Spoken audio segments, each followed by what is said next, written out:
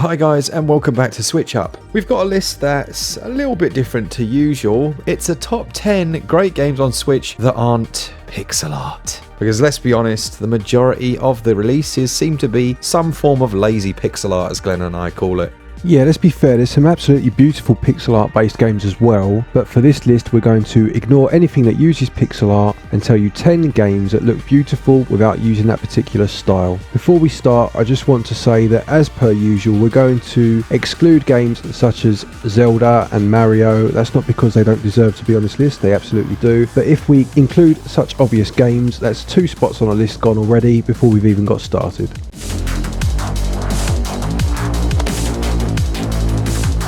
Okay, the first game on the list then is Cuphead, which I reviewed fairly recently. This game uses an animation style called rubber hosing that was very prominent back in the late 20s and the 1930s. Basically what this means is that the limbs of a character look as if they are made of rubber as opposed to having articulation. The game also uses animation techniques that were prominent back in that time, and it comes together to create an absolutely gorgeous package. Your drinking vessel. I will now begin to pour. Well,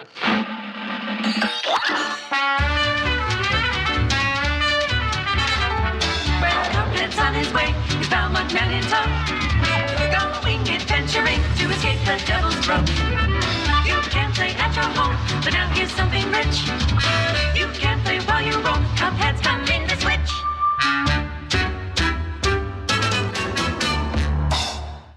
Rubber hosing, something new to me there. The next game on the list is World of Final Fantasy Maxima. Now, I think many people actually missed this one. Came out about a month ago, but it has been on some big sales since then. And the art style, it has a mixture of a chibi art style with a more traditional, maybe Final Fantasy VII, but modern version of the graphics. And it looks lovely. Overall, the performance is really nice on this. I do like the fact you can switch between chibi and normal on the fly.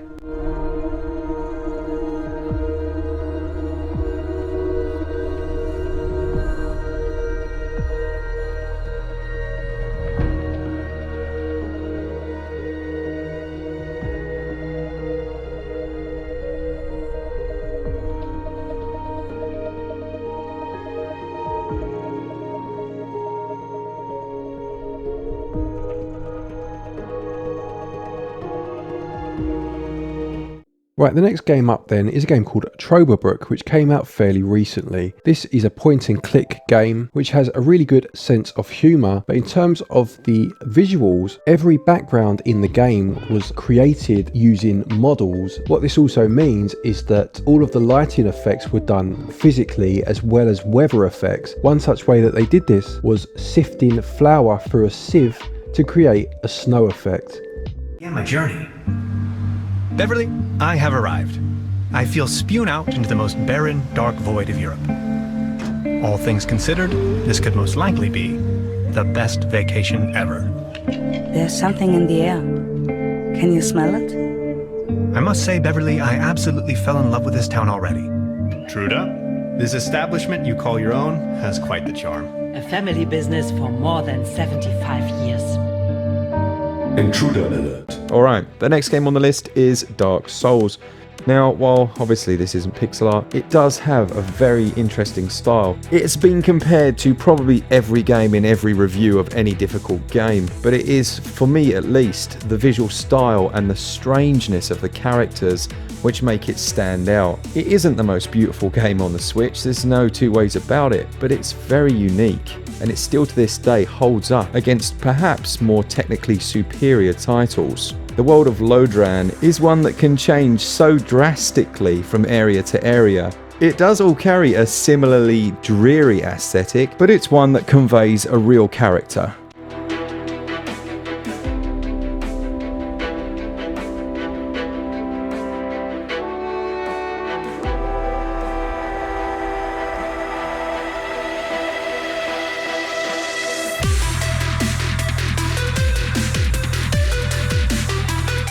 Right, next up then we have Xenoblade Chronicles 2. Now not only is this a very handsome looking game, but it's also the scope and the scale of the world that's so impressive. The draw distance in terms of the scenery is vast, and the gargantuan titans are a constant in the background as you move between worlds. Yeah, when it was released it was horribly blurry, and they've updated it since. It's still mildly blurry, but visually it's a very impressive game indeed, especially on the character models up close.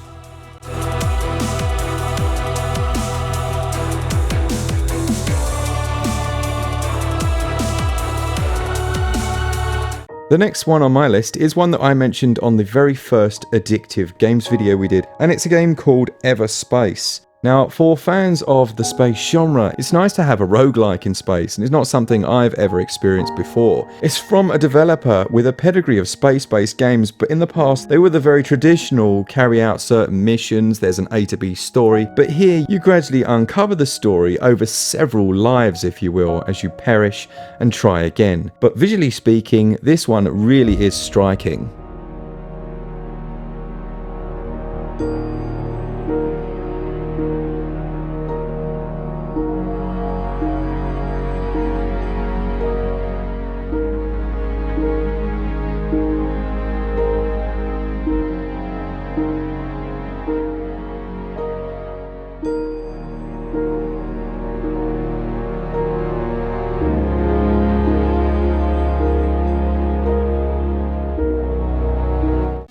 Okay, next one then is a game called Giana Sisters. Now these characters actually have quite an interesting history. The game was released way back when, I believe on the Commodore 64, I may be wrong there, and was advertised as a competitor to the Super Mario games. The advertising campaign was actually quite aggressive and called out Mario, and Nintendo eventually had the game removed for copyright reasons. The franchise lay dormant for a long time and has recently made a comeback. This is a very good looking game.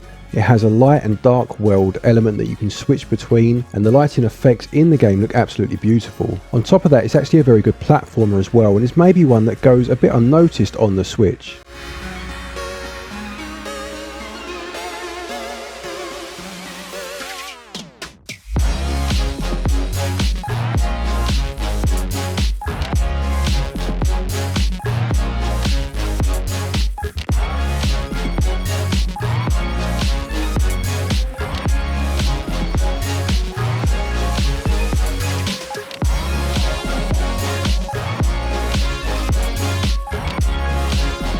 Alright, the next one's a slightly quirkier title, well, and definitely more niche, and it's Spintires Mud Runner. I remember when we got the review code for this one, and we absolutely didn't think it was going to be what it turned out to be, which is a very fun and interesting game. Of particular note is the online mode, which has you and a group of strangers carrying out a variety of login missions. Now I know that doesn't sound fun at all, but working together with the physics-based mud and trying to reach different areas on the flooded maps is really quite enjoyable. You can quickly shift between different vehicles, everything is 100% accurate in terms of the vehicle physics, and overall just a real surprise for me, this one.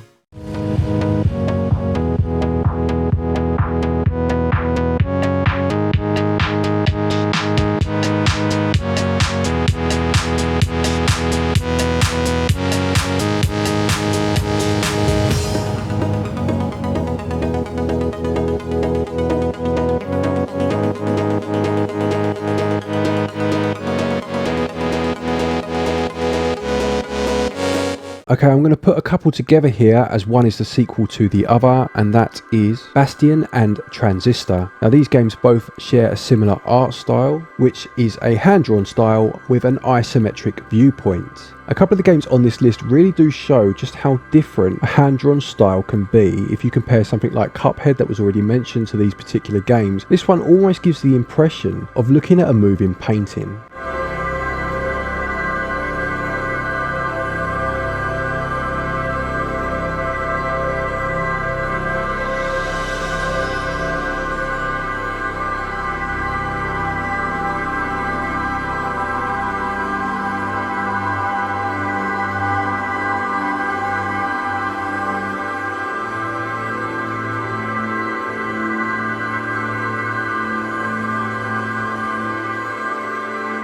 Right, the last game on our list, it wouldn't be right if we didn't have at least one game from the legendary Panic Button, and obviously, yes, we could have Doom, we could have Wolfenstein, we could have them all, but I really felt that Warframe was quite incredible. Yes, it didn't require the most powerful PC. Yes, you can run it on low settings and it will look this good, but this is a Nintendo Switch, and visually it stands head and shoulders above many other titles, plus the fact it's 100% free. Well, that's not really true, is it? Because time's money and this is a real life eater. Overall though, a very enjoyable game and one you can play with a group of mates.